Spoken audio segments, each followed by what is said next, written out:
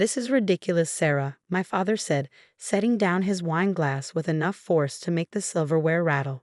"You're throwing away a perfectly good career for what? Some internet business?" I sat at our family's ornate dining table, trying to keep my expression neutral as my father's words cut through me. The weekly Sunday dinner had turned into yet another interrogation about my life choices. The familiar scent of my mother's pot roast filled the air, but my appetite had vanished. "Dad, I've done my research." I began, keeping my voice steady. "The market for sustainable home products is growing, and my prototype, my brother Marcus interrupted with a snort. "You mean those eco-friendly cleaning supplies you're mixing up in your garage? Come on, sis, be realistic." My mother reached across the table, patting my hand in that condescending way that made me feel like a child. "Sweetheart, we just want what's best for you. Your position at Anderson and Mills is so prestigious. Why would you give up being a senior marketing executive to sell soap?" I pulled my hand away, my fingers curling into a fist under the table. They didn't understand, or maybe they didn't want to understand. My little project was more than just cleaning supplies. I'd spent months developing a line of completely biodegradable household products that actually worked, something the market desperately needed. "It's not just soap, Mom," I said, fighting to keep the frustration out of my voice. "It's a whole line of eco-friendly household products. The formulas are unique. I've already filed for patents. And I'm not just selling them myself. I'm building a subscription-based platform that—" "Subscription platform?" My father scoffed, reaching for the wine bottle. "Sarah, you're 32 years old. It's time to be serious about your future. This little hobby of yours." He waved his hand dismissively. "It's cute, but it's not a real business." Marcus leaned back in his chair, that familiar smirk playing on his lips. "Dad's right, sis. Leave the entrepreneurship to people who know what they're doing. Stick to what you're good at, making PowerPoint presentations for real businesses." The jab stung more than I wanted to admit. Marcus had always been the successful one in our family's eyes. His job as an investment banker meant he could do no wrong, even though I knew half his success came from our father's connections. My mother jumped in again, her voice honey-sweet but her words sharp. "Your brother has a point, dear. Not everyone is cut out to run a business. There's no shame in that. And Anderson and Mills pays you so well." I pushed my plate away, my mother's perfectly cooked roast now completely unappetizing. "I've already given my notice," I said quietly. The silence that followed was deafening. My father's face turned that particular shade of red that always preceded one of his lectures. My mother's hand flew to her pearls, her signature move when she was about to express her disappointment. Marcus just smirked wider, clearly enjoying the show. "You what?" My father finally managed, his voice dangerously low. "I gave my notice." I repeated, stronger this time. "My last day is in 2 weeks. I've saved enough to cover my expenses for the next year, and I've already secured some initial interest from several retailers." "Interest doesn't pay bills, Sarah," my father snapped. "This is exactly your problem. You don't think things through. You live in this fantasy world where everyone wants to buy overpriced, eco-friendly products. The market research shows." "Market research," Marcus interrupted again. "Let me guess, you Googled green cleaning products and decided you could compete with actual companies? This isn't a game, Sarah. Real businesses require real experience, real connections. Like the connections Dad gave you." The words slipped out before I could stop them. Marcus's face darkened. "I earned my position." "Enough." My father's voice boomed across the table. He fixed me with that disappointed stare I'd grown so familiar with over the years. "Sarah, this conversation is over. You will not quit your job for this ridiculous scheme. I forbid it." I almost laughed at that. "Forbid it? Dad, I'm not 16 anymore. You can't forbid me from doing anything." "No, but I can tell you exactly what's going to happen," he said, leaning forward. "You'll quit your job, burn through your savings trying to sell these little homemade products of yours, and in 6 months you'll come crawling back, begging for help finding another position. And do you know what will happen then?" I met his gaze, refusing to look away. "What, Dad?" "You'll have destroyed your career for nothing. No reputable company will touch you after you've wasted time playing entrepreneur. You'll end up having to start over at entry level. If you're lucky." He sat back, satisfied with his prediction. "Is that what you want?" "Your father's right," my mother chimed in. "Think about your future, dear. What about marriage? What man wants to marry a woman who makes soap in her garage? I stood up, my chair scraping against the hardwood floor. I have thought about my future. That's exactly why I'm doing this. And I'm not asking for your permission or your approval. I'm telling you what I'm doing. Then you're a fool, my father said flatly. Don't come crying to us when this all falls apart. I won't, I replied, grabbing my purse. Because it's not going to fall apart. As I walked toward the door, Marcus called out, "Hey sis, when your little soap company fails, maybe I can hire you as my secretary." I didn't dignify that with a response. The sound of their laughter followed me out into the cool evening air. But I held my head high. They could laugh all they wanted. I knew something they didn't. I was going to succeed, not just to prove them wrong, but to prove myself right. That night, as I sat in my apartment reviewing my business plan for the 100th time, their words kept echoing in my head. But instead of discouraging me, they fueled my determination. Every spreadsheet, every projection, every carefully crafted marketing strategy reminded me that I wasn't just chasing a dream. I was building something real. My phone buzzed with a text from my best friend Emma. "How'd it go with the family?" I typed back, "About as well as expected. They think I'm crazy." Her response came quickly. "They thought Edison was crazy too. You've got this. Need help with production tomorrow?" I smiled, grateful for the one person who supported me from the start. Emma had been my guinea pig for every formula, helping me perfect each product until it was better than anything on the market. She believed in me even when my own family didn't. "Thanks," I replied, "but I've got a meeting with that retail chain tomorrow." Rain check. "A meeting? That's huge. Why didn't you tell your family about that?" I sighed, setting down my phone. I hadn't told them because they wouldn't have cared. To them, I was just playing at being a businesswoman. They couldn't see what I saw: the gap in the market, the growing demand for truly sustainable products, the potential for something revolutionary. The next morning, I stood in my garage-turned laboratory surrounded by my prototypes. Each bottle, each formula represented countless hours of research and development. I'd invested every spare moment of the past year into perfecting these products, working late into the night after my day job, spending weekends testing and retesting until everything was exactly right. My phone buzzed again, a reminder for my meeting with Green Living Essentials, one of the largest eco-friendly retail chains in the country. I'd managed to get a meeting with their purchasing director through sheer persistence and a carefully crafted pitch deck. This could be the break I needed. As I got ready, I thought about my father's words from the night before. He was right about one thing: this wasn't a game. But he was wrong about everything else. This wasn't a hobby or a fantasy or a ridiculous scheme. This was my future, and I was ready to fight for it. I grabbed my samples and my presentation materials, taking one last look around my garage workspace.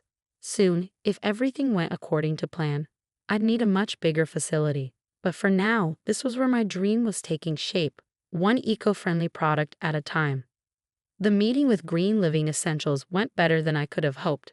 Sarah Chin, the purchasing director, was impressed not just with my products but with my entire business model. "The subscription platform is brilliant," she said, examining one of my all-purpose cleaners. "And these formulas, they're unlike anything we've seen. You said you filed for patents." I nodded, trying to contain my excitement. "Yes, all the formulas are patent pending. I've developed a unique process that makes them more effective than traditional cleaning products while being completely biodegradable." She set down the bottle and looked at me seriously.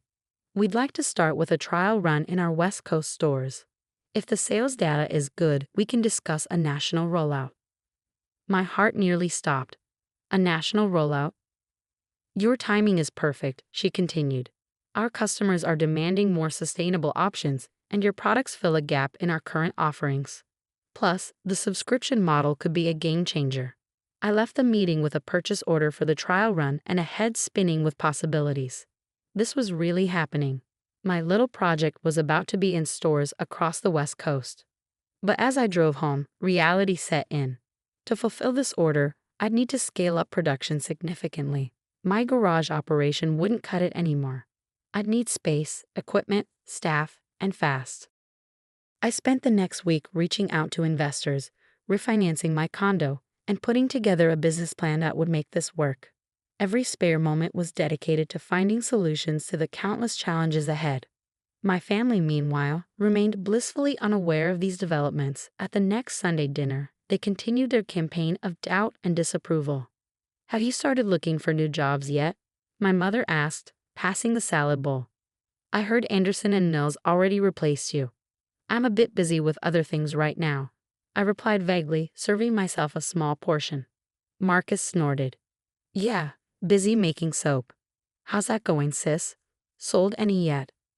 I thought about the purchase order sitting in my briefcase, about the meetings I had scheduled with potential investors, about the warehouse space I was negotiating for. But I said nothing. Let them think what they wanted.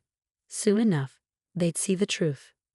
"Sarah," my father said, his tone serious, "it's been 3 weeks. This little experiment of yours has gone on long enough. It's time to face reality." I met his gaze across the table. "You're right, Dad. It is time to face reality. Just maybe not the reality you're thinking of." He opened his mouth to respond, but I was already standing up. "I need to go. I have an early meeting tomorrow." "A meeting?" Marcus laughed. "With who? Your soap bottles?" I grabbed my purse and headed for the door, their laughter following me once again. But this time, I was smiling. They had no idea what was coming. The next few months were a blur of activity. The warehouse space I found needed renovation to meet production standards. I hired my first employees, 3 production workers and a quality control manager. Emma quit her job to join me as operations director, believing in the company enough to take the leap with me. The trial run with Green Living Essentials was a massive success. Our products flew off the shelves and the subscription service gained traction faster than we projected. Customer reviews were overwhelmingly positive, with people raving about how well the products worked and how good they felt about using them. But scaling up wasn't without its challenges. There were countless sleepless nights, production issues to solve, supply chain problems to navigate. Every day brought new obstacles, but also new opportunities. I threw myself into every aspect of the business, learning as I went. When our first batch of labels arrived with errors, I stayed up all night reprinting them myself. When our initial shipping system proved inadequate, I spent a weekend coding a better solution. Every problem was a chance to prove my father wrong, to show that I could handle real business. Through it all, I kept quiet about our progress. My family assumed my silence meant failure, that I was too embarrassed to admit they were right. At Sunday dinners, they'd stopped asking about the business directly, instead making pointed comments about job openings they'd heard about. "Jennifer's daughter is hiring at her consulting firm," my mother mentioned one evening. "She said she'd be happy to look at your resume." I pushed my food around my plate. "That's nice, Mom, but I'm good." "Good," my father scoffed. "You're working out of your garage selling homemade cleaning products." "That's not good, Sarah. That's denial." If only they knew about the warehouse, the employees, the sales figures that exceeded even my optimistic projections. But I kept quiet. The time wasn't right yet. Then came the call that changed everything. Green Living Essentials wanted to roll out our products nationally immediately. They were willing to invest in our expansion, offering a deal that would value the company at over $5 million. I sat in my office, my real office, not my garage, staring at the contract. $5 million. The number seemed surreal. But the validation wasn't just in the money, it was in knowing that I'd been right. My little project wasn't just succeeding, it was thriving. That Sunday, I drove to my parents' house for dinner with a copy of the contract in my bag. As usual, the conversation revolved around everyone else's successes. Marcus's latest deal, my cousin's promotion, my mother's charity work. Finally, my father turned to me with that pitying look I'd grown so tired of. "Sarah, your mother and I have been talking. We think it's time for an intervention." I raised an eyebrow. "An intervention?" "This has gone on long enough," he continued. "You're not a businesswoman, Sarah. You're a marketing executive. A good one. And you're throwing away your career for this soap-making hobby." Marcus chimed in. "We're worried about you, sis. This isn't healthy, pretending you're some kind of entrepreneur." I looked around the table at their concerned faces, so certain they knew what was best for me. For a moment, I considered walking away again, letting them continue in their ignorance. But no, it was time they knew the truth. I reached into my bag and pulled out the contract, sliding it across the table to my father. "Before you continue with this intervention, you might want to read this." My father picked up the contract, his reading glasses perched on the edge of his nose. I watched as his expression shifted from condescension to confusion to disbelief. His hands started trembling slightly as he turned the pages. This can't be right, he muttered, looking up at me. $5 million. Marcus nearly choked on his wine. What? My mother's hand flew to her pearls. What are you talking about? Green Living Essentials, I said calmly, taking a sip of my water. They're rolling out my products nationally. This contract values my company at $5 million. They're investing in our expansion. The silence that followed was deafening. Marcus snatched the contract from our father's hands, his eyes scanning the pages frantically. This has to be a mistake, he said. There's no way your little soap company is worth $5 million. It's not just soap, I replied, my voice steady. It's a full line of eco-friendly household products, with patents pending on all our formulas. We've been in their West Coast stores for months now. The sales numbers exceeded all projections. My father's face had turned an interesting shade of red, but for once it wasn't from anger. He looked stunned. You've been running this operation all this time, while you thought I was failing. I finished for him. Yes, I have a warehouse, employees, a complete production facility. We're shipping thousands of units a week, and our subscription service has over 10,000 active members. My mother's mouth opened and closed several times before she found her voice. But why didn't you tell us? I looked at her steadily. Would you have believed me? You all made it pretty clear what you thought about my little project. Marcus was still staring at the contract, his banker's brain probably calculating the numbers. This is legitimate, he said finally, his voice small. This is a real valuation from a major retailer. Of course it's legitimate, I said, taking the contract back. Everything I've done has been legitimate. Not that any of you bothered to ask. My father cleared his throat, clearly struggling to find words. Sarah, we didn't. Didn't what, Dad? Didn't think I could succeed. Didn't believe in me? Didn't think I was capable of running a real business? I kept my tone level. But years of dismissal and mockery fueled my words. We were worried about you, my mother interjected. We just wanted you to be secure, to have a stable career. I laughed, but there was no humor in it. No, Mom. You wanted me to stay in my safe, comfortable box. You couldn't imagine that I might be capable of more than that. Now, Sarah, my father started, his authoritative tone creeping back in. There's no need to be bitter. We were just trying to protect you. Protect me? I raised an eyebrow. From what? Success? Independence? The satisfaction of building something meaningful. Marcus finally found his voice again. Come on, sis. You have to admit this was a long shot. Nobody could have predicted. You're right. I cut him off. Nobody in this family could have predicted it, because none of you believed in me. None of you even tried to understand what I was building. I stood up, gathering my things. The expansion deal closes next week. I have a lot of work to do. Wait, my father said, standing up as well. Sarah, please, let's talk about this. Maybe I could help with the negotiations, or... Now you want to help? I shook my head. I've handled everything else on my own. I think I can manage this too. As I walked toward the door, my mother called out, Sarah, don't go. We're celebrating. Let me open some champagne. I turned back to face them. Celebrating what, Mom? The success you mocked? The dream you dismissed? The work you belittled? No, thank you. I'll celebrate with the people who believed in me from the start. The drive home that night was surreal. For months, I'd imagined the moment I finally showed my family what I'd built, but the reality felt hollow. Their shock and sudden interest in my success couldn't erase years of doubt and dismissal. When I got home, I found Emma waiting on my doorstep with a bottle of champagne.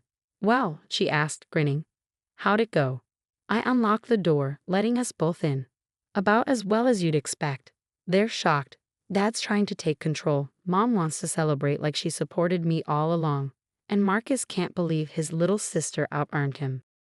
Emma popped the champagne, pouring us each a glass. And how do you feel? I thought about it as I sank into my couch. Validated, I guess. But also sad. I don't know. I thought proving them wrong would feel better than this. Because deep down, you wanted them to believe in you, not just your success. Emma said softly. She was right, of course. All those Sunday dinners, all those dismissive comments, all the laughter and mockery. I told myself I was above it, that I didn't need their approval. But some part of me had always hoped they'd see what I saw, believed in what I was building. The next week was a whirlwind of activity. The expansion deal required countless meetings, legal reviews, and planning sessions.